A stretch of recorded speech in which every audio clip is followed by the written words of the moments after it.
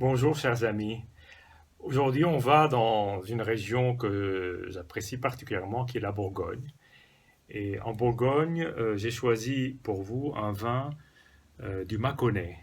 Et donc c'est un vin qui est entre Chalon-sur-Saône, donc la côte chalonnaise, et Mâcon. Donc on est à la fois proche du Beaujolais, mais aussi on est au sud du sud de la Bourgogne. Et là, c'est une cuvée qui s'appelle la cuvée Auguste. Et c'est réalisé dans le clos qui a été érigé par les moines de l'abbaye de Cluny, donc au Xe siècle, donc ça remonte il y a longtemps. Et voilà, depuis ce temps-là, il y avait du raisin et du vin. Et cette cuvée est réalisée donc sans intrants, totalement naturelle, avec des levures indigènes et pas des levures artificielles, si je puis dire, ou chimiques. Et en même temps, c'est du vin évidemment bio, mais en biodynamie. Et pour terminer là-dessus, il n'y a pas d'ajout de soufre, ce qui peut laisser penser que le vin est un peu fragile. Donc ce vin, c'est Monsieur Guillot qui le fait, et c'est la cuvée Bourgogne du Clos. Donc ils ont planté à la fois du pinot noir, mais aussi du gamay. Donc il y a une partie en gamay, une partie en pinot noir. Et ça, c'est la cuvée qui est faite avec du pinot. Alors ce qui est intéressant, c'est que ces vignes sont à base de pinot noir fin. Donc c'est une variété de pinot noir. Et assez rare, la sélection qu'ils ont faite, elle date de 1964. Donc ce sont de très vieilles vignes. Et sur ce terroir, il n'y a pas de village, c'est juste donc c'est en appellation Bourgogne. Donc ça peut paraître assez extravagant, mais là on boit un Bourgogne, comme il peut y en avoir en vrac dans des cubis, mais là c'est vraiment une cuvée très soignée.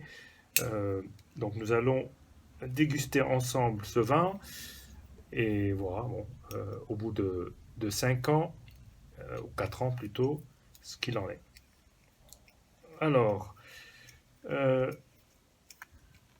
on sait qu'en Bourgogne, il y a le pinot noir, qui est la majorité des vins rouges, et puis plus au sud, on a du gamay. Il y a d'autres variétés de cépages qu'on peut retrouver, mais qui sont évidemment beaucoup moins utilisées.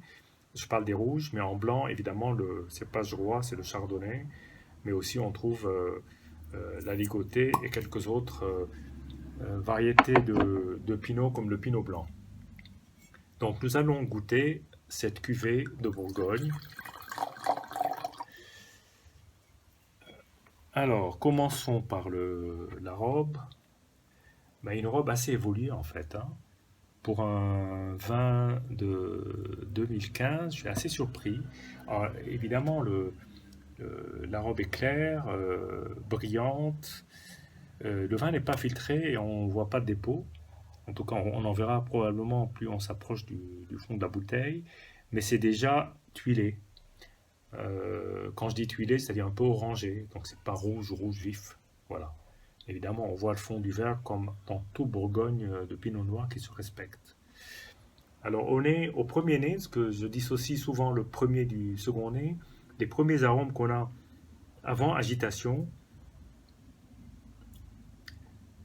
ce sont des arômes de baies de fruits rouges, un peu rouge-noir.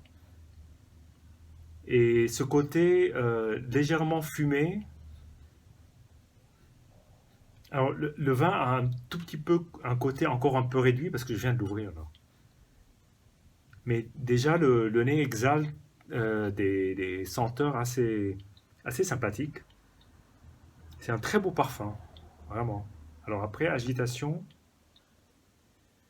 là c'est la même chose en un peu plus puissant, mais je pense que dans 2 3 heures, le nez aura déjà évolué. Il y a un côté un peu floral et un côté vraiment petit baie de cassis, quoi, petit baie de fruits noirs en bouche.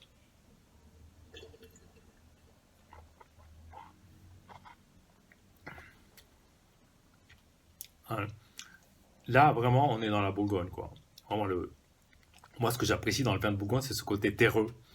Ce côté, on a l'impression de prendre de la terre et de l'humer. C'est très puissant ce côté terreux, mais en même temps beaucoup de fruits, des tanins souples, fins, euh, qui sont perceptibles, bien entendu. Hein, on ne peut pas dire que c'est pas un vin tannique. Heureusement, d'ailleurs, c'est ce qui donne de la structure et de l'assise pour le vin.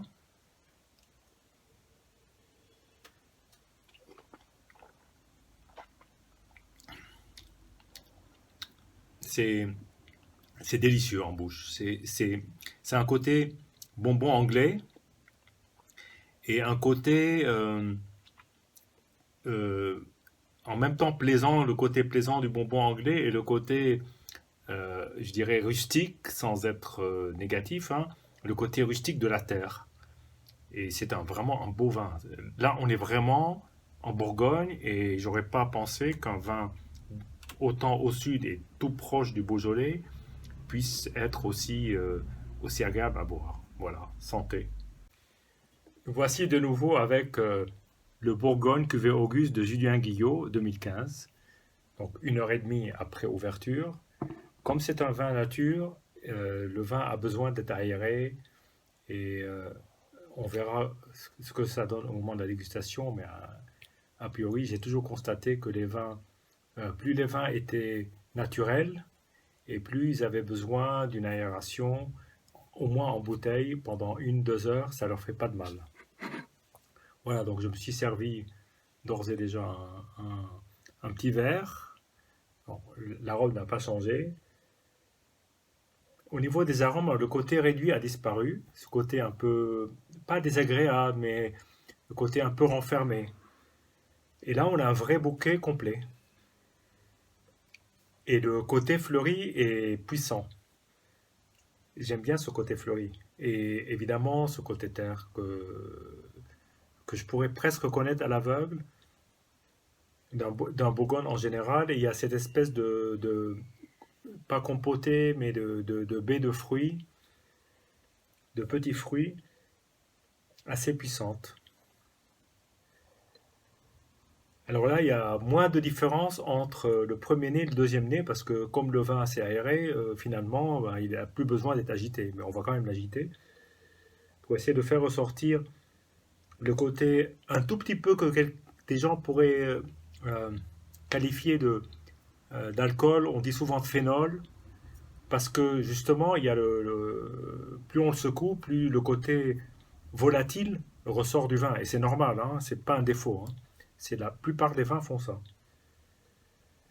Mais c'est un moyen aussi d'exhaler les parfums, et en particulier les parfums floraux qui ont beaucoup plus de mal à trouver leur chemin dans ce magma de fruits et parfois un peu de bois quand il y en a, mais là il y en a très peu. Hein. Moi je le sens pratiquement pas. Et justement, ce que j'aimerais dire en particulier sur ce vin, c'est qu'il n'y a pas de bois.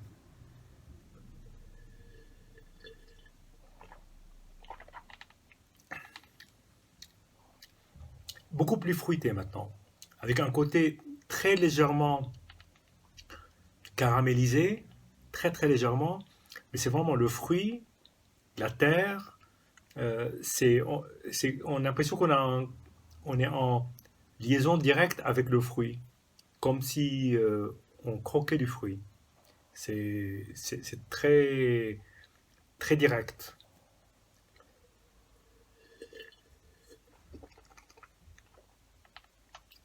Ah, moi j'adore.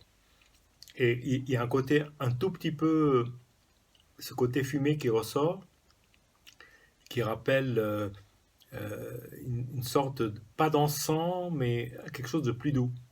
Peut-être un peu de tabac, hein, mais un tabac très doux. Peut-être un bon cigare. Voilà. Et, et bon, j'ai du mal à le situer là où il est. Je le verrais beaucoup plus proche des vins de Nuit Saint-Georges ou même de Vosne Romanée ou Gevrey-Chambertin. J'adore ce vin. Voilà.